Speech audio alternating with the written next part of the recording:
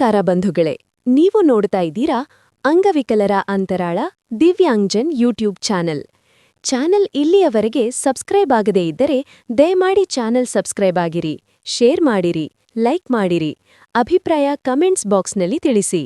Bell icon ಒತ್ತುವುದನ್ನು ತಪ್ಪದೇ ಮರೆಯದಿರಿ. Like button ಒತ್ತಿದರೆ ಹೈಪ್ ಬಟನ್ ಬರುತ್ತದೆ, ಅದನ್ನು ಒತ್ತಿ ಚಾನೆಲ್ ಪ್ರೋತ್ಸಾಹ ನೀಡಿ. ವಿಶೇಷ ಚೇತನರ ಇಲಾಖೆಯ ಯೋಜನೆಗಳು, ಅಂಗವಿಕಲ ವ್ಯಕ್ತಿಗಳ ಹಕ್ಕುಗಳ ಅಧಿನಿಯಮ 2016ರ ಕಾಯ್ದೆಗಳನ್ನು ಕಾರ್ಯರೂಪಕ್ಕೆ ತರುವುದು ಮತ್ತು ಅದರ ಬಗ್ಗೆ ಜಾಗೃತಿ ಮೂಡಿಸುವಂತಹ ಪ್ರಾಮಾಣಿಕ ಪ್ರಯತ್ನ ಮಾಡಿರುವ ವರದಿಗಳು ಮಾತ್ರ ಪ್ರಸಾರ ಮಾಡುವ ರಾಜ್ಯದ ಏಕೈಕ ಯೂಟ್ಯೂಬ್ ಚಾನೆಲ್ ಅಂಗವಿಕಲರ ಅಂತರಾಳ ದಿವ್ಯಾಂಗ್ಜನ್ ಯೂಟ್ಯೂಬ್ ಚಾನೆಲ್. ರಾಜ್ಯದ ಅಂಗವಿಕಲರಿಗೆ ತಿಳುವಳಿಕೆ ಕೊಡಬೇಕು ಎಂಬ ಸದುದ್ದೇಶದಿಂದ ಮಾತ್ರ ಕೆಲಸ ಮಾಡುತ್ತಿರುವ ಚಾನೆಲ್ ಇದಾಗಿದ್ದು, ಅಂದರೆ ರಾಜ್ಯದ ಅಂಗವಿಕಲರ ಸಮಸ್ಯೆಗಳನ್ನು ಹೇಳಿಕೊಳ್ಳುವ, ಅವುಗಳಿಗೆ ಪರಿಹಾರ ಕಂಡುಕೊಳ್ಳಲು ಇದೊಂದು ಉತ್ತಮ ವೇದಿಕೆ ಇದಾಗಿದೆ. ಇದರ ಸದುಪಯೋಗ ರಾಜ್ಯದ ಅಂಗವಿಕಲ ಬಂಧುಗಳು ಪಡೆಯಬೇಕೆಂದು ಚಾನೆಲ್ ಬಳಗ ಯಾವತ್ತೂ ಆಶಿಸುತ್ತದೆ. ನಮಸ್ಕಾರಗಳು. ಇಂದು ದಿನಾಂಕ 26/12/2025 ಬೆಳಿಗ್ಗೆ ಒಂದು ಪ್ರೇರಣಾದಾಯಕ, ಸ್ಫೂರ್ತಿದಾಯಕ ವಿಚಾರದ ವಿಡಿಯೋ ವಾಟ್ಸ್ಆಪ್ ಗ್ರೂಪ್ಗಳಲ್ಲಿ ಹರಿದಾಡುತ್ತಿರುವುದನ್ನು ನೋಡಿದ ತಕ್ಷಣ ಪೂರ್ಣ ಕೇಳಿಸಿಕೊಂಡೆ.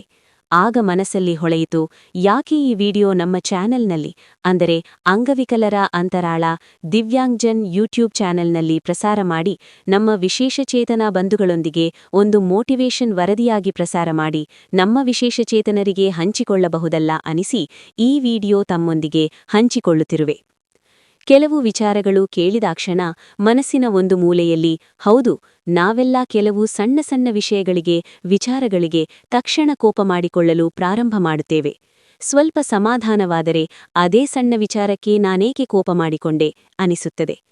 ಅದೇ ಕಾರಣಕ್ಕೆ ನಮ್ಮನ್ನು ತುಳಿದು ಮುಂದೆ ಹೋಗಬೇಕು ಅನ್ನುವವರಿಗೆ, ನಾನು ಮಾಡಿದ ಮೇಲೆ ಮಾತ್ರ ಇವರಿಗೆಲ್ಲ ಒಳ್ಳೆಯದಾಗಿದೆ, ನನ್ನ ಮಾತು ಮಾತ್ರ ನೀವು ಕೇಳಬೇಕು, ನಾನೇ ಶ್ರೇಷ್ಠ, ನನ್ನನ್ನು ಮೀರಿಸುವವರು ಯಾರೂ ಇಲ್ಲ, ಇನ್ನೊಬ್ಬರಿಗೆ ತುಳಿದು ತಾನು ಮೇಲೆ ಬರಬೇಕು ಎಂದು ಪ್ರತಿಕ್ಷಣ ಅಹಂದಲ್ಲಿರುವವರಿಗೆ ನೀವು ಬಿಟ್ಟುಬಿಡಿ. ಅವರಿಗೆ ನಿಧಾನವಾಗಿ ಅವನಿಗೆ ಅರಿವಿಗೆ ಬರುತ್ತದೆ ನಾನು ಮಾಡಿರುವುದು ತಪ್ಪು ಎಂದು. ಆದರೆ ಕೆಲವು ಮನಸ್ಸುಗಳು ಇರುತ್ತವೆ, ಅವು ಕೊನೆಯ ಗಳಿಗೆವರೆಗೂ ಅರ್ಥವಾಗಲ್ಲ. ಹಾಗಂತ ನಾವು ಬೇಸರ ಮಾಡಿಕೊಳ್ಳಬಾರದು. ಏಕೆಂದರೆ ತಟ್ಟೆಯಲ್ಲಿರುವ ಪ್ರತಿ ಅನ್ನದ ಅಗುಳು ನಮ್ಮ ಕೈಗೆ ಸಿಗಬೇಕು ಅಂತ ಏನಿಲ್ಲವಲ್ಲ. ಅದರ ಹಣೆಯಲ್ಲಿ ಅಥವಾ ನಮ್ಮ ಹಣೆಯಲ್ಲಿ ಬರದಿಲ್ಲ ಅನಿಸುತ್ತದೆ, ನಮ್ಮ ಹೊಟ್ಟೆಗೆ ಹೋಗದೆ ಕೈಜಾರಿ ಮುಸುರಿಗೆ ಸೇರಬೇಕು ಎಂದು. ಅದಕ್ಕೆ ದೇವರು ಕಳಿಸಿರುವ ಬದುಕು ಎಂಬ ಈ ಜೀವನದ ಪಯಣದಲ್ಲಿ ದೇವರ ಇಚ್ಛೆಯಂತೆ ನಮ್ಮ ನಿಲ್ದಾಣದ ಟಿಕೆಟ್ ಈಗಾಗಲೇ ನಮಗೆ ಕೊಟ್ಟು ಕಳಿಸಿದ್ದಾನೆ. ಪಯಣ ಮುಗಿದ ತಕ್ಷಣ ದೇವರ ಕಳಿಸಿದ ಟಿಕೆಟ್ ಬೆಲೆ ಕಳೆದುಕೊಂಡು ಈ ಬಸ್ಸಿನಿಂದ ದೇವರ ತೋರಿಸಿದ ನಿಲ್ದಾಣಕ್ಕೆ ಇಳಿಯಲೇಬೇಕು. ಅದಕ್ಕೆ ಏಕೆ ಬೇಸರ, ಜಗಳ, ಮನಸ್ತಾಪ, ಹೊಟ್ಟೆಕಿಚ್ಚು ಅಲ್ವಾ? ಅದಕ್ಕೆ ಈ ವಿಡಿಯೋದಲ್ಲಿ ಮೇಡಮ್ ಅವರು ಹೇಳಿರುವುದನ್ನು ಮನಸ್ಸಿಂದ ಕೇಳೋಣ ಬನ್ನಿ. ಅದಕ್ಕೆ ಹೇಳೋದು, ಮನಸ್ಸಿಂದ ಯಾರೂ ಕೆಟ್ಟವರಲ್ಲ ಅಂತ. ಧನ್ಯವಾದಗಳು. ಈ ವಿಡಿಯೋ ನಮ್ಮ ವಿಶೇಷಚೇತನರಿಗೆ ಪ್ರೇರಣೆ, ಸ್ಫೂರ್ತಿ ತುಂಬಲೆಂದು ಕೇಳಿಕೊಳ್ಳುತ್ತಾ ಸಾಮಾಜಿಕ ಜಾಲತಾಣದಲ್ಲಿ ಹಂಚಿಕೊಂಡ ಈ ವಿಡಿಯೋ ಮಾಡಿದ ಮಾನ್ಯರ ಸಹಕಾರ ಕೋರಿ ಚಾನೆಲ್ ಪ್ರಸಾರ ಮಾಡಿದೆ.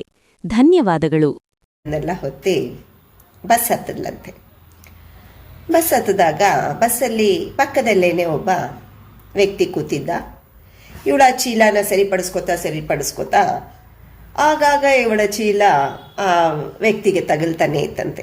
ಆದರೂ ಅವನಿಗೇನು ಬೇಸರನೇ ಮಾಡ್ಕೊಂಡಿಲ್ಲ, ಸುಮ್ಮನೆ ಇದ್ದಂತೆ.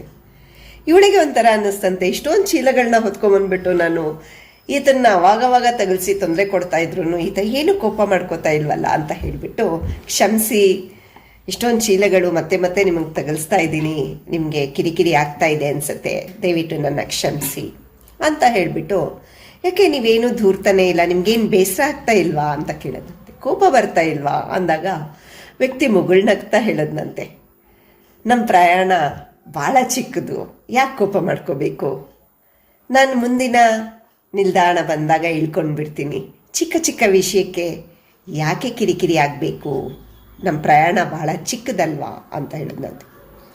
ವಿಷಯ ಅಷ್ಟೇ, ಆದರೆ ನಮ್ಮ ನೈಜ ಬದುಕಲ್ಲಿ ಅದನ್ನು ಅಳವಡಿಸ್ಕೊಂಡಾಗ ಎಷ್ಟು ಸತ್ಯ, ಎಷ್ಟು ಸುಂದರ ಅಂತ ಅನ್ನಿಸುತ್ತೆ. ಹಾಗಾಗಿ ನಿಮ್ಮ ಜೊತೆಗೆ ಹಂಚ್ಕೋಬೇಕು ಅಂತ ಅನ್ನಿಸ್ತು. ಹೌದು, ಎಷ್ಟೋ ಸಲ ನಮ್ಮ ಹೃದಯಕ್ಕೆ ಘಾಸಿಯಾಗುವಂತಹ ಮಾತುಗಳನ್ನೆಲ್ಲ ಆಡಿರ್ತಾರೆ. ತುಂಬ ನೋವು ಕೊಟ್ಟಿರ್ತಾರೆ, ಕೋಪ ಬಂದಿರುತ್ತೆ, ಹೋರಾಟ ಮಾಡಿರ್ತೀವಿ, ಆರ್ಭಟ ಮಾಡಿರ್ತೀವಿ. ಆದರೂ ಶಾಂತವಾಗಿರಿ. ಯಾಕೆ ಅಂದರೆ ಆತ ಹೇಳ್ದಂಗೆ ನಮ್ಮ ಪ್ರವಾಸ ಭಾಳ ಚಿಕ್ಕದು. ಯಾರೋ ನಮ್ಮನ್ನು ಬೆದರಿಸಿರ್ತಾರೆ, ಅವಮಾನ ಮಾಡಿರ್ತಾರೆ, ಮೋಸ ಮಾಡಿರ್ತಾರೆ, ನಮ್ಮನ್ನು ಒತ್ತಡಕ್ಕೊಳಗೆ ಮಾಡಿರ್ತಾರೆ. ಆದರೂ ಶಾಂತವಾಗಿರಿ, ಅವ್ರನ್ನ ಪ್ರೀತಿಸ್ಬಿಡಿ. ಯಾಕೆ ಅಂತ ಹೇಳಿದ್ರೆ ನಮ್ಮ ಪ್ರಯಾಣ ಭಾಳ ಚಿಕ್ಕದು. ಕೆಲವರು ನಮ್ಗೆ ಇಷ್ಟ ಆಗದೆ ಇರೋವಂಥ ಕಮೆಂಟ್ಸ್ ಮಾಡಿರ್ತಾರೆ, ತುಂಬ ನಮ್ಮನ್ನು ನೆಗ್ಲೆಕ್ಟ್ ಮಾಡಿರ್ತಾರೆ,